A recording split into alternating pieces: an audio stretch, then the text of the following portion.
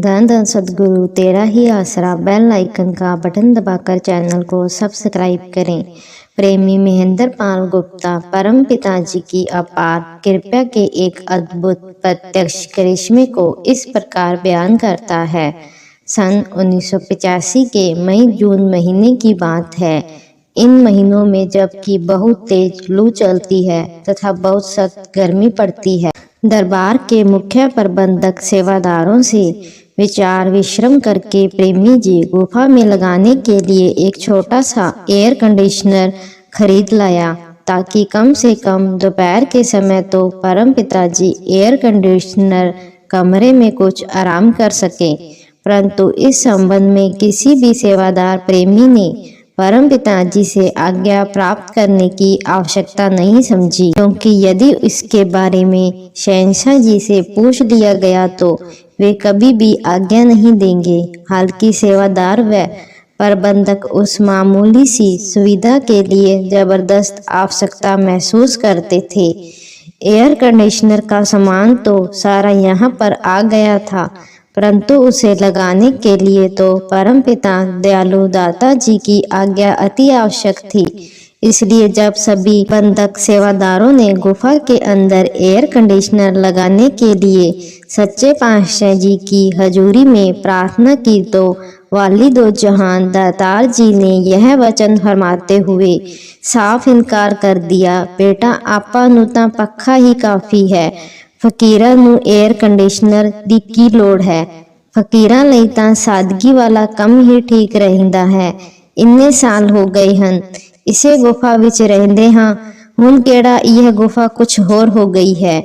इस पर साधु लक्ष्मण दास जी, प्रेमी गुप्ता जी तथा कुछ अन्य प्रबंधक सेवादारों ने पूज्य परम पिताजी के पवित्र चरणों में प्रार्थना की, हे सच्चे पातशाह जी, सख्त गर्मी तथा आप जी के स्वास्थ्य को देखते हुए ऐसा करना जरूरी है जी।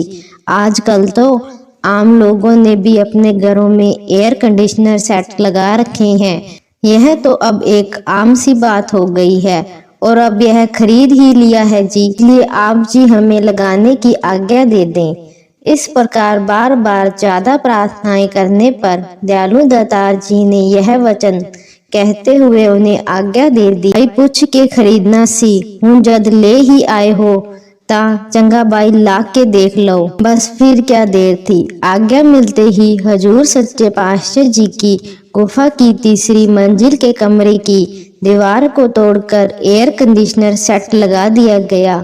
सभी सेवादार प्रेमी अत्यंत प्रसन्न थे तथा सभी ने खूब लगन व सावधानी से अपना सहयोग दिया। प्रेमी जगदीश लाल ने, जो कि हरियाणा बिजली बोर्ड में फोरमैन है तथा दरबार में बिजली विभाग का मुख्य सेवादार है, उसने बड़ी सतर्कता व पूरी जिम्मेदारी से उसे लगाया था। सारा काम पूर्ण तसल्ली के साथ मुकम्मल करने के बाद जब उसे चलाया गया तो वह न चला। टेस्ट पेन लगाकर टेस्ट किया गया, करंट बराबर चल रहा था। कनेक्शन चेक किए गए, सभी कनेक्शन भी ठीक थे। हर तरह से पूरी जांच पड़ताल के बाद जब दोबारा टाइली स्विच ऑन किया तो पहले की तरह बिल्कुल ही नहीं चला। जब सेट को वहां से खोलकर नीचे वाले कमरे में चेक किया गया तो वहां पर तुरंत चल पड़ा और उसी अवस्था में जब उसे ऊपर तीसरी मंजिल पर रखकर चलाया तो वहां पर फिर भी नहीं चला। यह देखकर सभी प्रबंधक सेवादारों की हैरानी की हद न रही। जब एयर कंडीशनर सेट को ऊपर तीसरी मंजिल पर रखकर चलाया जाता है तो वह बिल्कुल ही नहीं चलता और जब उसे नीचे उतारकर टाई ली जाती है तो वह बड़ी सुगमता से चल पड़ता है। आखिर वे थक हार गए। वे हैरान थे कि नुक्स भी कोई नहीं और वह चलता भी नहीं। सभी सेवादारों की समझ तथा वश से बाहर की बात थी, इसलिए वे उदास मन से एक तरफ होकर बैठ गए। इस पर वास्तविकता बताते हुए साधु लक्ष्मण दास ने स्पष्ट किया, भाई परम पिताजी दा ख्याल ही नहीं है ये लगान दा, आपां सारे मन मत कर रहे हैं, इसलिए किन्ना जोर ला लियो, यह चल ही नहीं सकता। आपां सारे रल के परम पिताजी तो माफी मंगिए ते प्रार्थना करिए, हे पिताजी जिवें तुहानू चंगा लगदा है उसे तरह करो। ਅਸੀਂ ਤਾਂ ਕੰਨ ਫੜ ਲਏ ਹਨ। यह पूज्य पिताजी दे हुक्म ते इच्छा तो बगैर चल ही नहीं सकता। सभी प्रबंधक सेवादार उदास मन में बैठे थे। कुल मालिक की इच्छा व हुक्म के बगैर सभी का ज्ञान, तजुर्बा आदि सब कुछ फैल था। सबके सामने केवल यही एक रास्ता था कि सभी मिलकर कुल मालिक की हजूरी में क्षमा याचना करें। मजलिस का समय पूरा होने पर अंतर्यामी दयालु सतगुरु जी जब गुफा में वापस आए तो सभी सेवादार प्रेमी अत्यंत उदास बैठे थे। सभी ने पूज्य शहंशाह जी से क्षमा मांगते हुए प्रार्थना की। सच्चे पातशाह जी तो अपना पूरा जोर लगा चुके हैं, अत्यंत मेहनत की व सावधानी से कनेक्शन भी किए, कई बार चेक भी कर लिया है, बहुत मेहनत की है, परंतु यह ऊपर आप जी वाले कमरे में तो चलता ही नहीं तथा नीचे वाले कमरे में बड़ी आसानी से चल पड़ता है। हमारी समझ से तो बाहर हो गया है। कृपया आप ही इसे चला सकते हैं।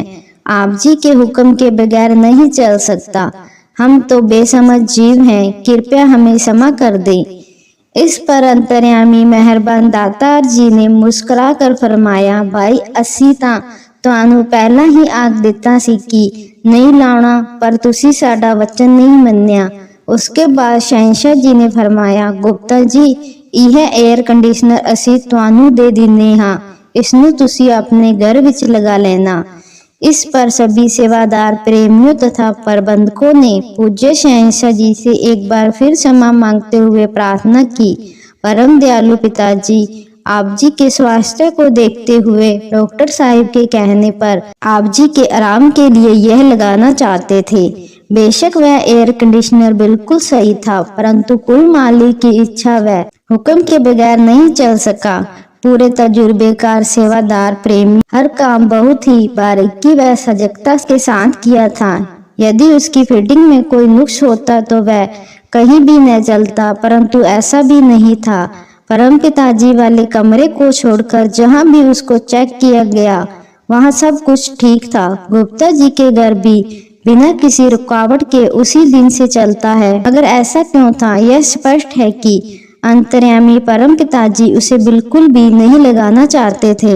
प्रबंधक सेवादारों के ज्यादा जोर देने पर बेशक सच्चे पातशाह जी ने सेट को लगाने की अनुमति दे दी थी, परंतु वास्तविकता यह थी कि अंतर्यामी सतगुरु जी की इच्छा ही नहीं थी कि गुफा में एयर कंडीशनर लगाया जाए। यह राज तो सतगुरु परम पिताजी सब जानते हैं, आम जीवों की समझ से बाहर की बात है। धन धन सतगुरु तेरा ही आसरा।